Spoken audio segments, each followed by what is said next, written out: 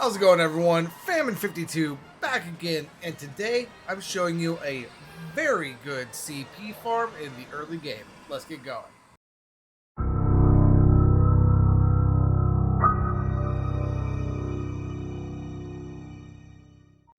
Alright, welcome back. So in this episode, like I said, we're going over a CP farm, or a Crystarium Point farm. We are in the Nautilus Park. We are in the Clock Towers section after we got ambushed by Sanctum and all of that.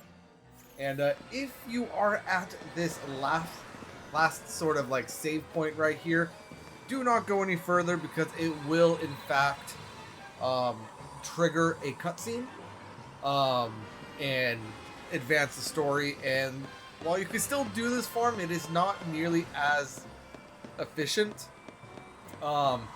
Anyway, there are normally 5 of the Zerg enemies standing around this treasure sphere, and those guys give you a total of 640 CP when you defeat them all.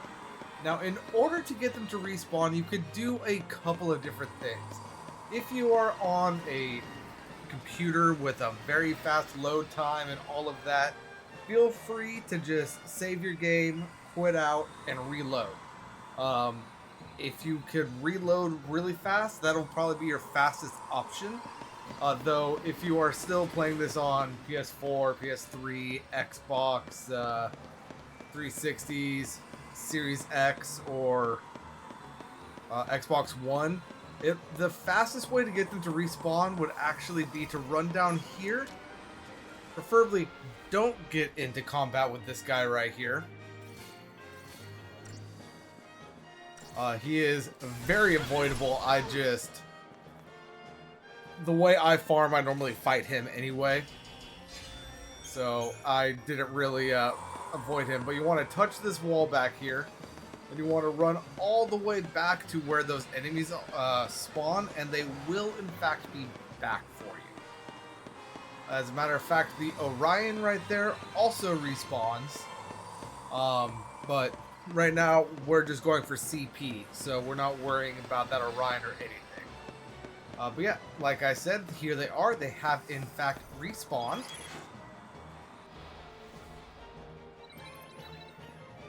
And with Saz, if we just go ahead and blitz. And then let's go ahead and blitz again. Actually, no, we're not. I guess we are going to blitz. Oh well. Let's go ahead and just take out the rest of these guys.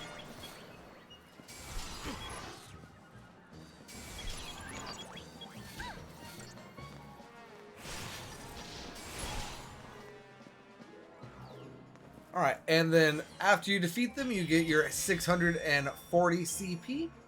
And then you would just run, touch that back wall again on the treasure sphere that is 2 layers below us, and then come back. Now, the way I do it, because I also want to farm monster parts and the such while I'm doing this, after I fight them, I basically do the exact same thing.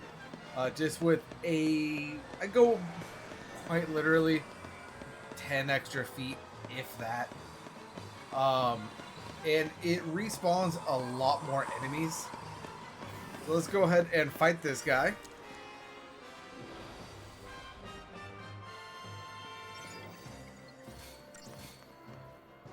Get rid of him.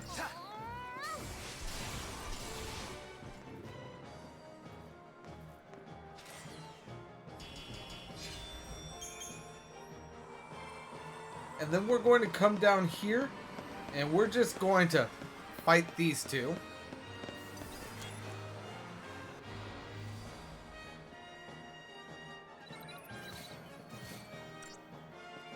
Now, if all you are looking for is to get CP, running down, touching that back wall, and running back, you could do that probably 4 or 5 times, and the time it's going to take you to do what I'm doing right here. But we have a chance of getting more smooth hides here. We have a chance of getting potions, Phoenix Downs, And we also have a chance of getting superconductors, which I just spent more time than I would wish to admit trying to farm superconductors when I was last with Fang and Lightning. And I have gotten more than double, I want to say, in about a third of the time, just doing it this way. Doing that farm here. Because in the previous one, there's only two, or there's only one Orion that you could fight. And of course, he doesn't always drop a superconductor. So sometimes the whole idea of the run will have just been for waste. Whereas this one, the idea of the run is to, in fact, get CP. And you are just adding on monster parts on top of that. So next up, we're going to have these enemies right here. We've got the 3 Zergs and the Orion. And we're going to go ahead and take out the Zergs. And then for the Orion, I have a bit of a strategy that I use on them. First, we're going to do a full combat round of Ruin, just to stabilize that that stagger gauge as much as possible. Then we're going to turn to Tide Turner and have Saz as a synergist, buffing up himself and Vanille, while Vanille as a saboteur is debuffing the Orion. And I'm not really worried too much on the buffs that I get on my party. As soon as I see that he has his 3 buffs, his D-Protect, his D-Faith, and his Fuelment, or whatever that other one is, I just go ahead and switch right back into Dual Cast and then onto Slash and Burn, and it takes him down super quick. And we got a digital circuit there. Now for this guy, the same exact strategy applies, only with him, you have a really good likelihood of actually being able to get a preemptive strike on him. And if you are able to do that, honestly, you don't even need to go into a saboteur role. You're just stagger him and then go into Dual Caster and then back to Slash and Burn to get rid of him. There we go.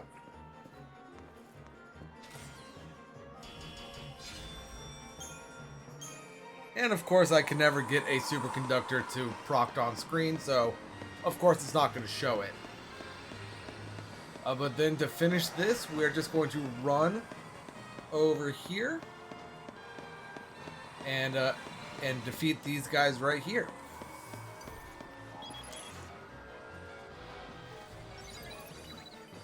Now, doing it this way, it will net you 1,860 CP a run, as well as the occasional superconductor, potion, other monster materials, and the like. So, this is the way I prefer to do it because I like to multi-farm when I'm farming. But if all you are worrying about is the CP, you could take these guys out relatively quickly and just get that 640 CP, run back and forth, and be done super quick. And I got some more torn leather right there. And my Saz and Vanille are fully maxed out on their Crystarium, and I have an additional 54,737 CP. And I have also gotten 23 total superconductors. I believe I got 8 from the area before. So not quite double from here, but it would not take me too long to get that last one to make it double the amount, as well as some digital circuits. But yeah, that is going to be the end of this little farming tutorial, everyone. Thank you so much for joining me, and until next time, this is Famine52 signing out, and peace out.